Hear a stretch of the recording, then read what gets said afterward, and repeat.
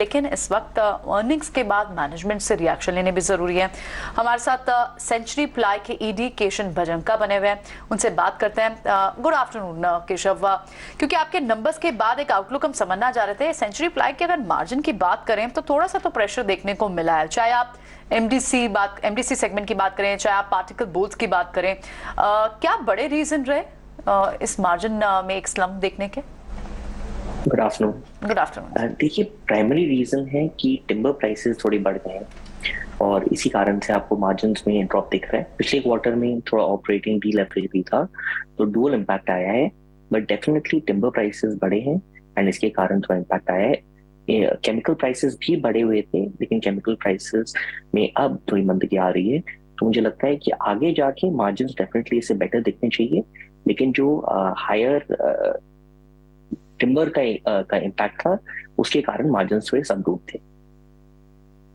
केशव, एक सवाल मेरे मन में आ रहा है कि आप अपनी होम इम्प्रूवमेंट थीम के एक लीडिंग कंपनी हैं।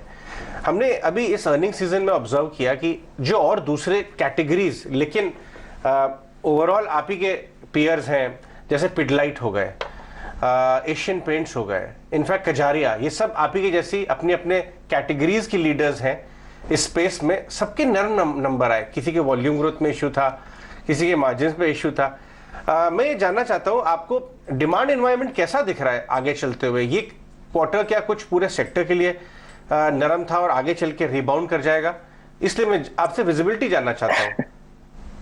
देखिए, मुझे लगता है पिछले 2 क्वार्टर्स में जो हमें लगा था कि डिमांड जिस तरीके से अपटिक आएगा, जिस तरीके से डिमांड खुलेगा, वो खुला नहीं है। इसका primary reason raw material inflation है। आप किसी भी प्रोडक्ट में देखिए, चाहे स्टील, सीमेंट, हर प्रोडक्ट में काफी इन्फ्लेशन आ गया था ड्यू टू वेरियस रीजन। लेकिन इस कारण से मुझे लगता है कि होम इम्प्रूवमेंट पे थोड़ा डिफरेंस हो रहा था। जैसे लोग सोच रहे थे कि मैं इसको अभी नहीं करके थोड़े महीने बाद कर लेता हूँ। अब ये इन्फ्लेशन प्रेशर थोड़ा कंट्रोल में है, तो मुझे उम्मीद है कि अब डिमांड वापस ऑन ग्राउंड अच्छी दिखेगी और जनवरी हमारे लिए काफी अच्छा महीना गया। तो ओवरऑल मुझे लगता है कि जो पेन का पीरियड था वो अब समवट खत्म हो गया है एंड अब आपको अच्छी डिमांड वापस मिलेगी।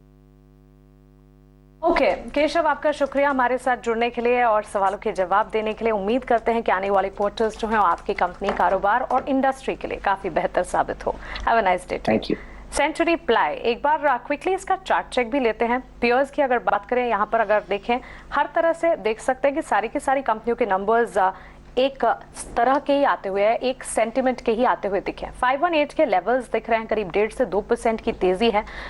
सुदीप, इस पर आपकी राय जानना चाहेंगे। सेंचुरी प्लाईबोर्ड पर आपकी राय क्या होगी? ठीक है, सुदीप से हमारा कनेक्शन टूटा है। एक बार प्रभात आप बताएं, सेंचुरी प्लाई 518 के लेवल्स मजबूती है, इंटैक्ट रहेगी? मानसी जी जी प्रभात जी, सेंचुरी प्लाई की अगर हम बात करें तो कहीं ना कहीं 3 महीने का चार्ट देखें तो लोअर टॉप लोअर बॉटम बना रहा था जी। और मीडियम टर्म चार्ट में प्रभात की भी। सुदीप 2 मिनट आप वेट करें प्लीज, प्रभात से जवाब ले लेते हैं। जी हाँ, इसका मीडियम टर्म चार्ट में 480 महत्वपूर्ण सपोर्ट है, जिस पर ये सपोर्ट लेकर अभी 518 पर ट्रेड कर रहा है। तो ट्रेडर्स को ये स्टॉक 479 के स्टॉप लॉस पर बिल्कुल बाय करना चाहिए और ऊपर में 580 और 620 का टारगेट हो सकता है इसका। ठीक है सुदीप, आप कुछ कहना चाह रहे थे, प्लीज कंटिन्यू।